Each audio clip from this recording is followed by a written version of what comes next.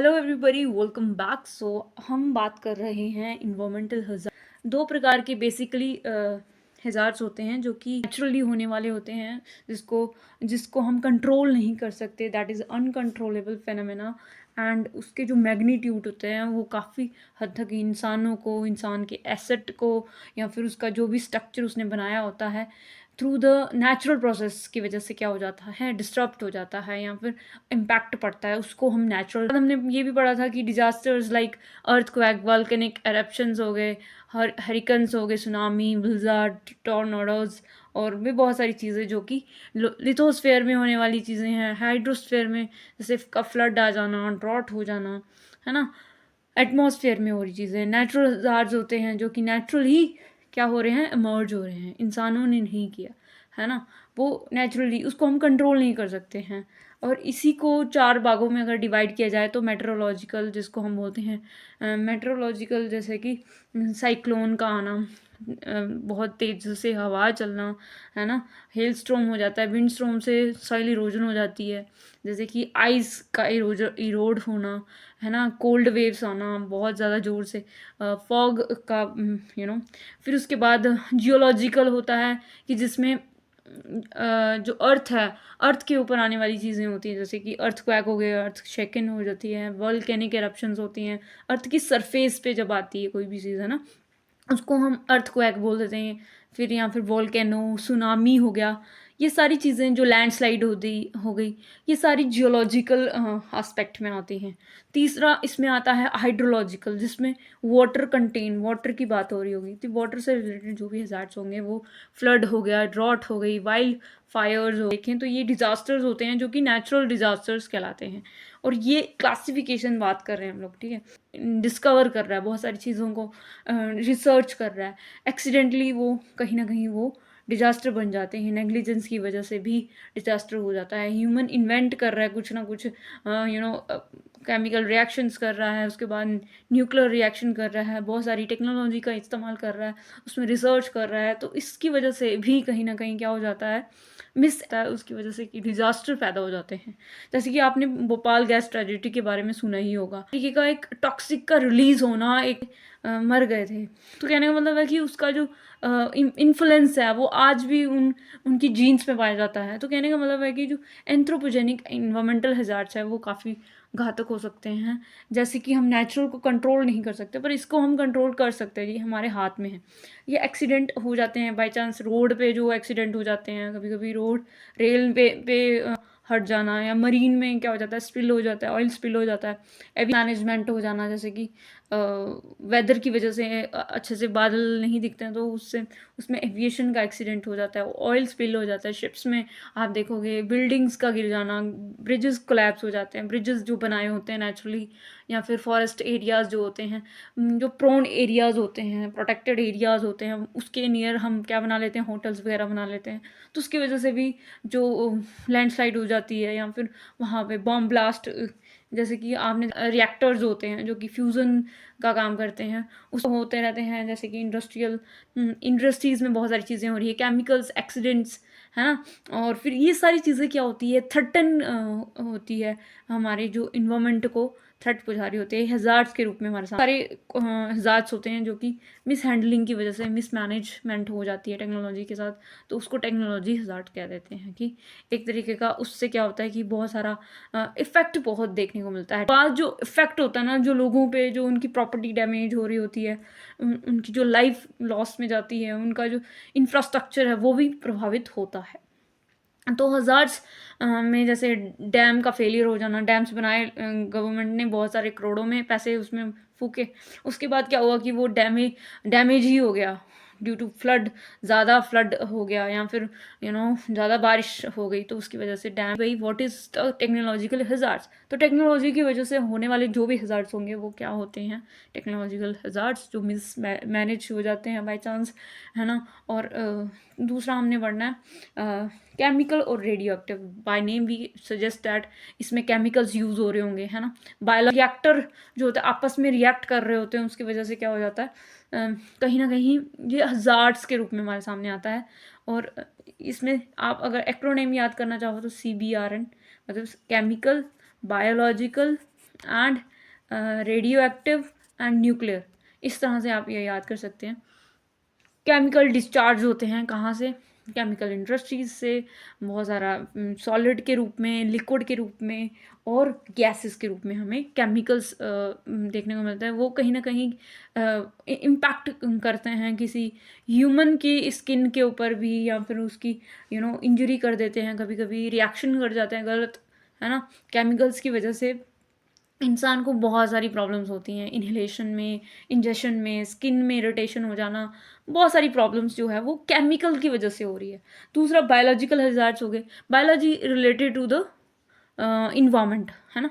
ये type of environmental hazard है जिसमें क्या होता है कि बाहर से पैथोजेंस आ जाते हैं, मतलब उड़ उड़ के विंड की वजह से, बैक्टीरिया का, जैसे कोरोना हम देखते हैं हमारे सामने गया, तो वायरस कहीं ना कहीं, पैरासाइट हो गए, इंसेक्ट्स हो गए, बर्ड्स हो गए, ये कुछ टॉक्सिकन्स होते हैं जो कि इंसान को हार्म पहुंचाते हैं, बायोलॉजिकल हजार्ड्स कहलाते हैं। कहीं ना कहीं ये भी एनिमल्स के ऊपर ज़्यादा इसका प्रभाव रहता है। जैसे लंपी वायरस हम देखते हैं, कोरोना वायरस हम देखते हैं, तो बहुत सारी इन वायरस की वजह से, एजेंट्स की वजह से क्या होता है, बैक्टीरिया, कॉलेरा, ट्यूबरकुलोसिस, लेप्रोसी, ऐसे बहुत सारी डिसीजेज हैं जो कि छुआछूत से हो जाती हैं, या फिर किसी से बात करते समय जो हमारी जो हवा होती है, हवा में ही ये बह रहे होते हैं वायरस, तो ये पैरासाइट्स होते हैं जो कि क्या करते हैं, डिसीजेस कर देते हैं हम इंसानों के ऊपर, और ये एक हज़ार्ड बन के निकल के आते हैं, जैसे कि कोरोना पैंडेमिक बन चुका था। तो हम बायोलॉजिकल हजार्ड्स में ये एग्जांपल लिख सकते हैं आराम से। Radioactive chemicals by means we can understand that इसमें न्यूक्लियर रिएक्शंस हो रही हैं, है ना, बहुत सारे आइसोटॉप्स आयनाइज हो रहे हैं, इसमें आपस में वो टकरा रहे हैं ना, फ्यूजन हो रहे हैं, फ्यूजन की वजह से हम कोई जनरेट कर रहे हैं कुछ। इस तरह से जो न्यूक्लियर रिएक्टर्स जो होते हैं, आइसोटोप्स होते हैं, और इनके एलिमेंट्स होते हैं, यूरेनियम जैसी बहुत स्ट्रॉन्ग चीज़ें होती हैं, बड़े बड़े जो आप देखते हो फाइटर जेट होते हैं उसमें इस्तेमाल किए जाते हैं। तो बहुत सारी चेन रिएक्शंस होती हैं जिसकी वजह से बहुत बैड इम्पैक्ट पड़ता है इन्वायरमेंट के ऊपर। होते तो वो हमारे पास नहीं है, फिर भी वो कहीं ना कहीं जनरेट किए जा रहे हैं ना डेली बेसिस पे। तो आसपास की जो इन्वायरमेंट होगा वो कैसा रहेगा, बिल्कुल ही सिंक इन हो जाएगा। वहाँ के अल्टरनेटिव जो भी घर होंगे, वहाँ के शेल्टर होंगे, उनकी हेल्थ पे कितना एक गंदा प्रभाव पड़ेगा। तो ये कहीं ना कहीं रेडियो एक्टिव केमिकल्स कहलाते हैं। Transportation by name we can understand कि ट्रांसपोर्टेशन में कभी कभी एक्सीडेंटल हो जाता है, मतलब ये एक तरीके का रोड में आप देखोगे गंदे रोड्स होते हैं, तो उसकी वजह से बस का भारी मात्रा में आप रोड रेजेस देखते हो, रेलवेज में आप देखोगे, है ना, आग लग जाती है अचानक से, फिर यहाँ फिर ट्रैक ही ख़राब हो जाता है, या फिर एयरवेज में आप देखते हो कि अगर बादल अच्छे से नहीं मतलब बादल नहीं दिख रहे हैं, बादल ही बादल हैं, तो वो जो एयरवेज है वो बंद हो जाती है, स्टॉक हो जाती है, उनका कम्युनिकेशन टूट जाता है। इस तरह से बहुत सारी प्रॉब्लम्स वाटर बॉडीज़ में भी आप देखते हो, स्पिल हो जाता है, ऑयल स्पिल हो जाता है, जिससे मरीन इकोसिस्टम है वो उसमें बहुत ज़्यादा डिस्ट्रक्शन देखने को मिलती है। और आप देखते हो कि कुछ लोग बहुत जल्दी में रहते हैं, व्हीकल्स दौड़ाने में रहते हैं, तो इस तरह से क्या हो जाती है कि वहाँ पे भी आप डिस्ट्रक्शन देखने को मिलती है, ठीक है। जैसे कि अलग ट्रोपोग्राफी होगी वहाँ पे, टनल्स बनाए गए हैं, टनल्स में भी आप देखोगे कि न्यूक्लियर रिएक्टर्स हो रहे होते हैं, उसकी वजह से टनल बनते हैं। तो कहीं ना कहीं हम नेचुरल इन्वायरमेंट को भी एडवर्स इफेक्ट कर रहे होते हैं, वेदर कंडीशन की वजह से भी रिस्क बढ़ जाता है, मैकेनिकल फेलियर्स की वजह से, मतलब कि इंसान ने इसको याद ही नहीं रहा कि मैंने कौन सी स्पीड दी है, या फिर ऐसे तरीके से बहुत सारे एक्सीडेंट हो जाते हैं। मीन्स ऑफ कॉजेज ये तो आएंगे पेपर में। तो what are the causes of environmental hazards? तो इन्वायरमेंटल हजार्ड्स के बहुत सारे कारण हो सकते हैं, जिसमें हमारा आता है कि anything that affects the environmental, human की health, plant, animals negative way में, उसको हम इन्वायरमेंटल हजार्ड्स कहते हैं। मतलब कि ऐसे कोई भी प्रभाव या ऐसा कोई भी इफ़ेक्ट जो किस पे पड़े, इंसानों पे पड़े, प्लांट्स के ऊपर पड़े, या फिर एनिमल्स के ऊपर पड़े, वो एक तरीके का क्या करता है, नेगेटिव वे में उनको, मतलब उनकी लाइफ में इफेक्ट डालता है। तो उसको हम क्या बोल देते हैं, इन्वायरमेंटल हजार्ड्स। चाहे वो एयर का कंटेमिनेट होना हो, फूड का कंटेमिनेट होना हो, वाटर पोल्यूशन का होना हो, ये सारे के सारे क्या हैं, इन्वायरमेंटल हजार्ड्स कहलाते हैं। अब इसमें यही बताया गया है कि हम ऊपर से भी यही पढ़ के आ रहे हैं कि 2 प्रकार के हज़ार्ड्स होते हैं, नेचुरल, एंथ्रोपोजेनिक होते हैं।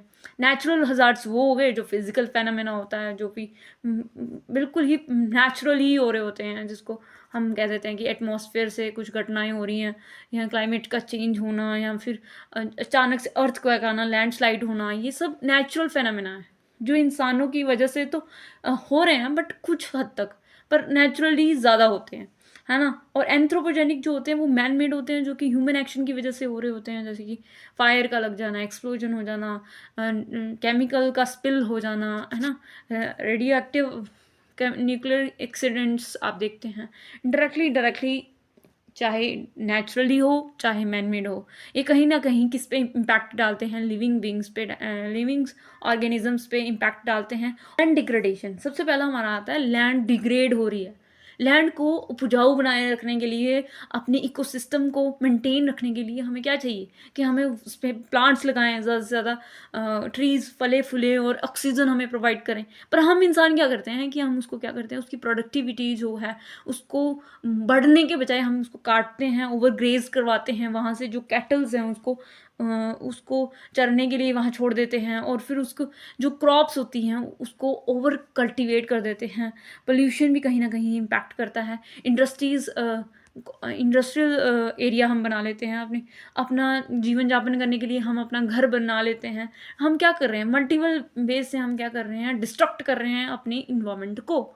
तो कहीं ना कहीं जो लैंड डिग्रेडेड हो रही है, वहाँ पे जो ह्यूमन की बहुत सारी गतिविधियाँ हैं, वो सोशली, पॉलिटिकली, कल्चरली, ये कहीं ना कहीं अपनी मार्केटिंग करने के लिए, टेक्नोलॉजी को डेवलप करने के लिए, इनइक्वालिटी, डेमोग्राफिक चेंजेस करते रहने की वजह से जो लैंड है वो क्या हो रही है, डिग्रेड हो रही है। मतलब कि उसका जो सरफेस जो नेचुरल रहना चाहिए, जो इकोसिस्टम बना रहना चाहिए, फ्रेश वाटर लेक्स बने रहने चाहिए, जो मतलब चीज़ बनी रहनी चाहिए, मरीन सिस्टम को इफेक्ट ना पहुँचे, उसका जो नेचुरल इन्वायरमेंट है वो रहे, तो उसके लिए मतलब वैसा इन्वायरमेंट रहना चाहिए ना।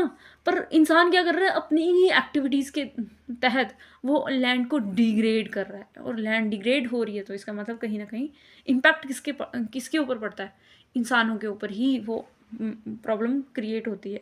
दूसरा आता है पोल्यूशन। तो ये तो सर्वा एक किसे कहते हैं, पोल्यूशन एक अनफेवरेबल अल्ट्रेशन है, मतलब कि हम नहीं चाहते हैं ऐसी अल्ट्रेशन, ऐसा चेंज जो हमारे फिजिकल फिनोमेना में हो रहा है, जो हमारे इन्वायरमेंट है, हमारे इन्वायरमेंट को डिग्रेड करती है, टॉक्सिक्स फैलाती है, और हमारे जो इकोसिस्टम है, पॉजिटिव हेल्थ इकोसिस्टम की बर्बाद हो रही है। ठीक। और अगर हम कहें कि अगर हमारा एयर, वाटर और लैंड में जो भी डिग्रेडेशन हो रही है, पोल्यूटेंट्स जो है, जो स्मोकिंग एक्टिविटीज़, या फिर जो बहुत सारी गैसेस हैं जो कि हमारे इन्वायरमेंट को खतरे में डाल रही है, बहुत सारी ग्लोबल वार्मिंग बढ़ा रही है, तो अगर इंफ्रास्ट्रक्चर हम डेवलप कर रहे हैं, या फिर इकोनॉमिक ग्रोथ की बात हम कर रहे हैं, वो सब चीज़ें हमें ठप करनी पड़ेंगी। तो ऐसा इंसान करेगा ही नहीं, क्यों करेगा, हमें हमें डेवलपमेंट चाहिए ना, हमें इकोनॉमी बढ़ानी है अपनी। तो इंसान जो है वो इनडिज़ायरेबल चेंजेस करता है अपनी इन्वायरमेंट के साथ, बहुत सारे सब्सटेंसेस यूज़ करता है, जिसकी वजह से पोल्यूशन हो रही है, और पोल्यूशन की वजह से अगर पोल्यूशन होता रहा तो ये जो है वो एक तरीके का क्या हो रही है, डर्ट इकट्ठी होती है, डस्ट होती है, सॉलिड वेस्ट होता है, ये सारा का सारा क्या होता है, ह्यूमंस को, एनिमल्स को, प्लांट्स को इफेक्ट करता है, मतलब कि उसकी जो इकोसिस्टम है उसको डिस्ट्रक्ट करता है। इंडस्ट्रियल पॉल्यूशन देख सकते हैं, पेट्रोलियम रिफाइनरीज में आप जाओगे तो वहाँ, टेक्सटाइल इंडस्ट्रीज़ में जाओगे तो बहुत सारी चीज़ें आपको वहाँ पे भी मिल जाएंगी, कि आप एक तरीके का एटमॉस्फेयर में एक घूम चक्कर देख रहे होगे, जिसमें बहुत सारा पोल्यूशन है, बहुत सारी एक्टिविटीज़ हो रही है। मेजर कॉज ऑफ, अगर पॉपुलेशन ही ख़त्म हो जाए, मतलब कि अगर चाइल्ड पॉलिसी ही आ जाए, तो कहीं ना कहीं इम्पैक्ट कम होगा। बट कहीं ना कहीं हम देखते हैं कि जो नेचुरल हिजार्ड्स जो डेवलप हो रहे हैं रिसेंटली, तो ओवर पॉपुलेशन की वजह से हो रहे हैं। ओवर पॉपुलेशन मतलब द बर्थ रेट जो है वो ज़्यादा हो रही है, डेथ रेट कम हो गई, क्योंकि मेडिकल फैसिलिटीज़ आ गई हैं, बहुत सारी चीज़ें पहले जो नहीं थी वो अब हो रही हैं। तो कहीं ना कहीं जो ओवर पॉपुलेशन है वो कॉज करती है नेचुरल हजार्ड्स, बहुत सारी फैक्टर्स हैं responsible for the this natural hazards. तो over population is one of the, birth rate का बढ़ना, डिक्रीज, डेथ रेट का डिक्रीज होना, मेडिकल फैसिलिटीज़ ज़्यादा मिल रही है, और बहुत सारे प्रीशियस रिसोर्सेज का डिप्लीशन होना। क्या हो रहा है कि बहुत ज़्यादा अगर बच्चे पैदा हो रहे हैं, ठीक है, तो वो अपना कुछ तो रिसोर्सेज लेंगे ही, प्रीशियस रिसोर्सेज का यूज़ करेंगे, इमिग्रेशन करेंगे, अपनी जो इकोलॉजिकल नाइक है उसको डिस्ट्रॉय करेंगे, है ना। और एक तरीके का क्या हो रहा है कि डेंसली पॉपुलेटेड एरियाज, चाहे वो प्लांट्स की हो, एनिमल्स की हो, या फिर ह्यूमंस की हो, तो ग्रोथ पॉपुलेशन जो है वो कहीं ना कहीं स्ट्रेस किस पे दे रही है, नेचुरल रिसोर्सेज के ऊपर।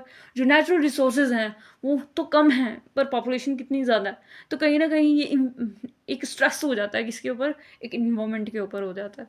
और जैसे कि ओवर पॉपुलेशन हो रही है तो उसकी जो डिमांड है फूड की, भाई उसको खाना तो खाना है ना, जीवन जीने के लिए खाना तो खाएगा, क्लोथ्स पहनेगा, शेल्टर जगह लेगा, अपना अपना घर बनाएगा नया, माई होम न्यू टूर, है ना, इस तरह से। बाकी एक तरीके का ओवर पॉपुलेशन कहीं ना कहीं किस पे स्ट्रेस दे रही है, ये कहीं ना कहीं हमारे इन्वायरमेंट पे स्ट्रेस दे रही है। तो क्या करें हम, अब कपड़ा नहीं पहने, क्या करें हम होम नहीं खरीदें, नहीं, हमें सस्टेनेबल डेवलपमेंट की बात यहाँ पे करनी होगी कि अगर हम सभी अपना अपना ही सोच रहे हैं तो कहीं ना कहीं स्ट्रेस किस पे आ रहा है, ये आने वाली जो पीढ़ी है क्या उसको कुछ भी मिल पाएगा, क्या हम ही यूज़ करके मर जाएं, नहीं। तो इसलिए हमें ये अवेयर करने के लिए बताया जा रहा है कि ओवर पॉपुलेशन कहीं ना कहीं क्या है, एक कारण है किसके लिए, किसके लिए, नेचुरल रिजार्ट्स के लिए। डिफॉरेस्टेशन ये तो बहुत ही ज़्यादा इंपॉर्टेंट है, क्योंकि डिफॉरेस्टेशन क्यों होती है, ड्यू टू द, हमें चाहिए भाई, हमें फ्यूल वुड चाहिए, हमें खाना बनाना है तो फ्यूल के लिए यूज़ करते हैं। बहुत सारा इंफ्रास्ट्रक्चर हम बना रहे हैं अपने घर में, भाई अलग अलग कमरे में अलग अलग बेड चाहिए, टाइम है कटिंग का, फिर भी हम उसको काट रहे हैं, क्लियर कटिंग कर रहे हैं, रिमूव कर दे रहे हैं, उसकी जो ग्रोथ है उसको अल्टीमेट तक नहीं लेके जा रहे हैं, हार्वेस्ट कर रहे हैं अपने प्रोडक्ट्स बनाने के लिए। जैसे टिम्बर है वो काफ़ी इम्पॉर्टेंट है ना, इम्पॉर्टेंट है। तो इस तरह से जो है, ठीक, अगर हमें अपना घर बनाना है तो हम एरिया को काट देते हैं एग्रीकल्चर परफॉर्म करने के लिए, क्योंकि आज देखते हो कि एग्रीकल्चर में कितनी सारी फार्मिंग एक्टिविटीज़, मतलब कि फार्मिंग डिस्कवरीज हो रही हैं, कि बहुत ज़्यादा उसमें एडवांसमेंट हो रही है, टेक्नोलॉजी का यूज़ हो रहा है एग्रीकल्चर के अंदर। तो इंसानों को पता चल गया है कि भाई कैसे प्रोडक्शन को ज़्यादा इंक्रीज़ कर सकते हैं, कितने एरियाज़ में कैसा हम एग्रीकल्चर करेंगे तो हमारा इतना मुनाफा होगा। तो बिजनेस के माइंडसेट से भी हम अगर देखें तो डिफॉरेस्टेशन हो रही है, large amount of river valley projects वहाँ पे बनते हैं। अर्बन सेटलमेंट, अर्बन में आप देखोगे एक के ऊपर जो बिल्डिंग्स बनी हुई हैं, अब वो नहीं चाहते हैं कि बिल्डिंग्स में रहना, वो क्या करते हैं, एक ज़मीन लेते हैं, उसको डिफॉरेस्टेट करवाते हैं और वहाँ पे अपना सेटलमेंट करते हैं, एक तरीके का अपना विला खोलते हैं।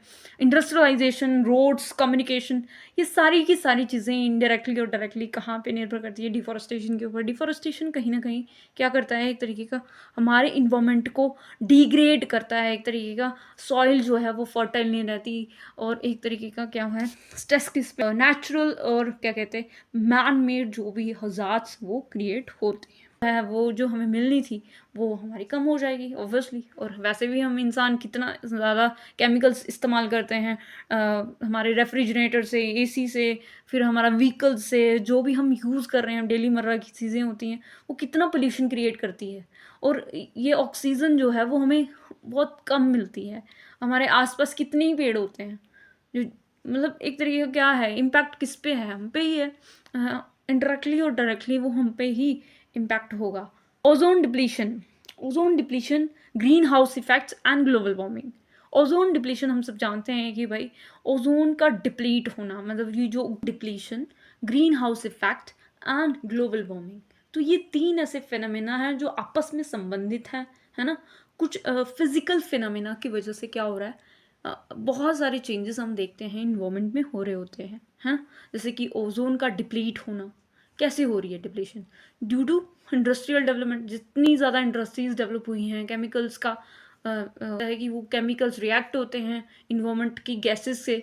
इन्वायरमेंटल में भी बहुत सारी गैसेस होती हैं, है ना, जिसकी वजह से जो एमिशन होता है, बहुत सारी गैसेस जो हमारे इन्वायरमेंट में तैर रही होती हैं, पॉल्यूटेंट के रूप में तैर रही होती हैं, वो अच्छी नहीं होती हैं। जैसे कि मीथेन हो गई, CFC हो, क्लोरोफ्लोरोकार्बन हो गया, वाटर वेपर हो गया, CO2 हो गया, खुद एयर हो गई, है ना?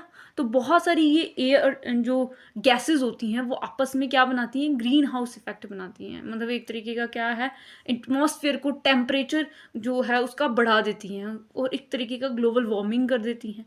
ग्लोबल वार्मिंग अगर बढ़ जाएगी तो ग्लेशियर पिघल जाएँगे। ग्लेशियर पिघलने से क्या होगा, कहीं न कहीं हम इंसानों पे इम्पैक्ट पड़ेगा। इंडस्ट्रियल डेवलप हो रही हैं, वहाँ से केमिकल्स का रिलीज़ हो रहा है, जिसकी वजह से क्या हो रहा है कि वो जो केमिकल्स जो रिलीज़ हो रहे हैं, बहुत सारी गैसेज़ छोड़ते हैं, वो सॉलिड वेस्ट छोड़ते हैं, गैसेज़ छोड़ते हैं। और जो गैसेज़ हैं, वो कहीं न कहीं एनवायरनमेंट की ये जो गैसेज़ हैं, जो हम पॉल्यूटेंट देख रहे हैं, इसके साथ रिएक्ट करते हैं।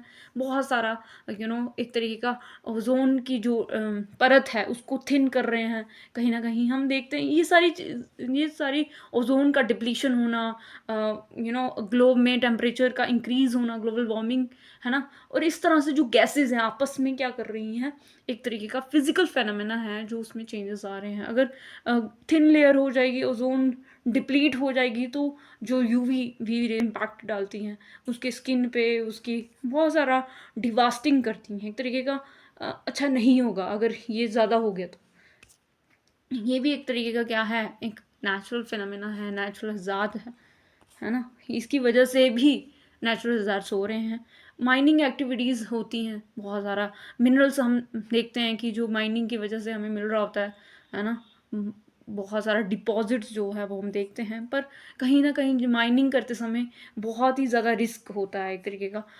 जो माइनर्स होते हैं जो, उसमें बहुत सारा रिस्क हम देखते हैं कि विस्फोट हो जाता है। कभी-कभी आप देखते हो कि वहाँ पे जो ही इंसान जो काम कर रहे होते हैं, उनको एक्सीडेंट का सामना करना पड़ता है। होती हैं वहाँ पे माइनिंग में, और बहुत सारे एक्सीडेंट फेस करना पड़ते हैं, बहुत सारे लॉस हो जाता है ह्यूमन्स को, उसकी प्रॉपर्टी निकालते हैं वो। एक तरीके का वही क्या कर रहे हैं, प्रॉब्लम क्रिएट कर रहे हैं। हमारी लैंड जो है वो उपजाऊ नहीं रहती, वो वाली लैंड जो ह्यूज माइनिंग की वजह से क्या होता है, एग्रीकल्चरल लैंड जो है वो ख़राब हो जाती है ना? रेलवे लाइंस, है ना? वेजिटेशन का रिमूवल हो जाता है। जो टॉप सॉइल होती है, जो फर्टाइल लैंड होती है, जिसमें हमारा जो प्लांट्स ग्रो कर रहे होते हैं, वो भी ख़त्म हो जाती है। इंडस्ट्रीज़ सफ़र करती हैं। फ़ोम निकलता है जब आप माइनिंग करते हैं, तो अब आप देखोगे बहुत सारी बड़ी-बड़ी मशीनें लगी होती हैं, जो कि काफ़ी हद तक dust release, that is disposal of wastage. जो डिस्पोज़ करते हैं, जो भी वेस्टेज हम डिस्पोज़ कर रहे होते हैं, जो भी सब्सटेंस हम यूज़ करते हैं, प्रोड्यूस करते हैं, वो हम कहीं न कहीं तो फेंकते हैं। जैसे कि वेजिटेबल्स को हम जब काटते हैं, तो जो कचरा होता है वो हम कहीं छोड़ देते हैं। फूड जो होता है, जो हम एक्स्ट्रा खाते हैं, एक्स्ट्रा बच जाता है, तो वो भी हम कहीं छोड़ देते हैं। पैकिंग मटेरियल जो होते हैं, जैसे हम पैकेट से कुछ खाते हैं तो पैकेट कहीं फेंक दिया। प्लास्टिक्स ऑब्जेक्ट्स हो गए, ओल्ड क्लॉथ हो गए, ये सारा का सारा क्या है, वो एक वेस्ट प्रोडक्ट है जिसका हम इस्तेमाल नहीं करते। वो कहीं ना कहीं वो एक केमिकल या फिर एक रिएक्टिव होता है जो कि हमारे को इम्पैक्ट करता है। हजार्डियस वेस्ट होता है जो कि केमिकल रिएक्शन करके वो हमें ही क्या करता है, इलनेस प्रोवाइड करता है, डेथ की तरफ लेके जाता है। हार्म किसको करता है, ह्यूमंस को और लाइफ फॉर्म्स को, जो हमारे इकोसिस्टम में जो स्पीशीज़ हैं उसको भी हार्म करता है। और इस तरह से जो ये सब्सटेंस है वो एक टॉक्सिक इफ़ेक्ट क्रिएट करता है, और ये इफ़ेक्ट्स अच्छे नहीं होते हैं। ये हमारे इन्वायरमेंट को भी बर्बाद करते हैं, टॉक्सिसिटी लाते हैं, है ना? और ये हजार्डियस केमिकल जो होते हैं वो कहीं ना कहीं क्या करते हैं, स्मॉल अमाउंट्स में भी होते हैं, लार्ज अमाउंट में भी होते हैं, जो कि हमारे रिएक्शंस करते हैं केमिकल्स के साथ, गैसेस के साथ मिलके, फिर एक तरीके का ह्यूमन बॉडी को एडवर्सली इफ़ेक्ट करते हैं। चाहे वो बच्चे हों, बच्चों की जो इम्यून सिस्टम होता है उस वो बिल्कुल ही नाजुक होता है। तो ये क्या कहीं ना कहीं ये जो डिस्पोज करते हैं, हम वेस्ट को डिस्पोज करें। तो इम्पैक्ट ऑफ इन्वायरमेंटल हजार्ड्स, तो इन्वायरमेंटल हजार्ड्स की वजह से क्या इम्पैक्ट पड़ते हैं, तो हम सब जानते हैं कि सबसे पहले तो ही इंसान के ऊपर बहुत ज़्यादा इम्पैक्ट पड़ेगा, उसके जो नेचुरल इन्वायरमेंट है उसके ऊपर ज़्यादा इम्पैक्ट पड़ेगा, लोगों के ऊपर, उसकी प्रॉपर्टी या फिर उसका इंफ्रास्ट्रक्चर जो भी उसने बनाया उसके ऊपर इम्पैक्ट पड़ेगा। और इसके एडवर्स इफेक्ट हो सकते हैं, हम देखते हैं कि ह्यूमन्स जो है वो डायरेक्टली किस पे डिपेंड है, इन्वायरमेंट पे। इन्वायरमेंट से वो बहुत सारी चीज़ें गैदर कर रहे हैं। इन्वायरमेंट जो है वहाँ का वो डिस्ट्रॉय हो जाएगा, उसकी खुद की लाइफ डिस्ट्रॉय हो जाएगी, और उसकी जो हेल्थ है, उसका जो हेल्थ एरिया है वो भी डिस्ट्रॉय हो जाएगा। ऑब्वियसली बहुत सारे टॉक्सिक्स रिलीज होते हैं एक्सीडेंट की वजह से भी, या फिर डिजास्टर की वजह से भी हेल्थ इश्यूज हो जाते हैं, सोशल इम्पैक्ट आता है। बहुत सारे कारण हो सकते हैं जिसकी वजह से ये कुछ प्रभाव हैं, जो कि क्या क्या प्रभाव पड़ते हैं ह्यूमंस के ऊपर, तो यहाँ पे लिखे हैं। तो लॉस ऑफ लाइफ, कि इंसान ही खत्म हो जाएगा। इन्वायरमेंट हजार्ड्स की वजह से क्या हो रहा है कि इंसान की जो लाइफ है वो खतरे में पड़ती है। उसकी जो प्रॉपर्टी उसने बनाई है, इतनी मेहनत करके उसने जो इकट्ठा किया है इंफ्रास्ट्रक्चर, उसमें उसमें प्रभाव पड़ता है। हमारी जो सोशल लाइफ होती है, हम फैमिलीज साथ रहती हैं, अचानक से साइक्लोन आया, वो ख़त्म हो गई, है ना। तो ऐसे जो डिजास्टर्स होते हैं वो कहीं ना कहीं इम्पैक्ट किसके ऊपर पड़ता है, फैमिलीज़ के ऊपर। जो सोशल इम्पैक्ट होता है वो हम यहाँ पे देख रहे हैं। इकोनॉमिक्स में हम सब जानते हैं कि भाई प्रॉपर्टी उसकी डैमेज हो गई, उसका जो जो एसेट था, जो बड़ी बड़ी बिल्डिंग्स आप देखते हैं अचानक से नीचे ढेर हो गई, due to landslide, due to earthquake, हम सुनते हैं बहुत सारी न्यूज़। तो इकोनॉमिक एसेट जो है वो भी डिस्ट्रॉय हो जाता है। हेल्थ, इंसान की जो हेल्थ है उसमें भी चेंजेस देखने को मिलते हैं। जीन्स में परिवर्तन, म्यूटेशन हो जाती है, ड्रिफ्ट आ जाता है उसमें। लॉस ऑफ टूरिज्म, वहाँ का जो इन्वायरमेंट है, अब मान लो कि हमें पता चला कि इस एरिया में तो लैंडस्लाइड हुई थी भाई, तो लोगों को जो न्यूज़ मिली उस एरिया के बारे में, तो वो कभी वहाँ पे जाएंगे घूमने? कभी भी नहीं जाएंगे। लॉस ऑफ टूरिज्म हो जाता है, टेम्परेचर राइज हो जाता है। ये जो इन्वायरमेंटल हजार्ड्स हैं, इसकी वजह से जो हमारा जो टेम्परेचर फ्लक्चुएशन होती है वो हो जाती है। तो ये कुछ प्रभाव हैं जो कि पड़ते हैं इंसानों के लाइफ और प्रॉपर्टी। कैसे लाइफ और प्रॉपर्टी, हम सब जानते हैं कि नेचुरल डिजास्टर्स होते हैं, साइक्लोन हो गया, फ्लड हो गए, ये जो क्या करते हैं, एक तरीके का सिटी को ही बहा के ले जाते हैं। और इस तरह से जो जो लार्ज कंसंट्रेशन, जो पॉपुलेशन एक साथ रह रही होती है झुंड में, वो सारे कॉम्प्लेक्सेस झटके में टूट जाते हैं, फूट जाते हैं। और इस तरह से उनकी जो प्रॉपर्टीज़ होती हैं, लाइफ होती है, वो भी ख़त्म हो जाती है। उनके जो एरियाज़ होते हैं जहाँ पे वो रहते हैं, जो जो उनका विला होता है, बहुत सारी बिल्डिंग्स होती हैं, वो ख़त्म हो जाती हैं, डैमेज हो जाती हैं। एक तरीके का लॉस किसको हो रहा है? प्रॉपर्टीज़ को लॉस हो रहा है, ठीक है। उसके बाद हमारा आता है सोशल इम्पैक्ट। तो सोशल इम्पैक्ट मतलब कि एक इंसान ना सोशल इन्वायरमेंट में रहता है, फैमिलीज़ के बीच में रहता है, वो एक सोशल एनिमल भी कह सकते हैं उसको, कि वो सोशल हुए बिना नहीं रह सकता। तो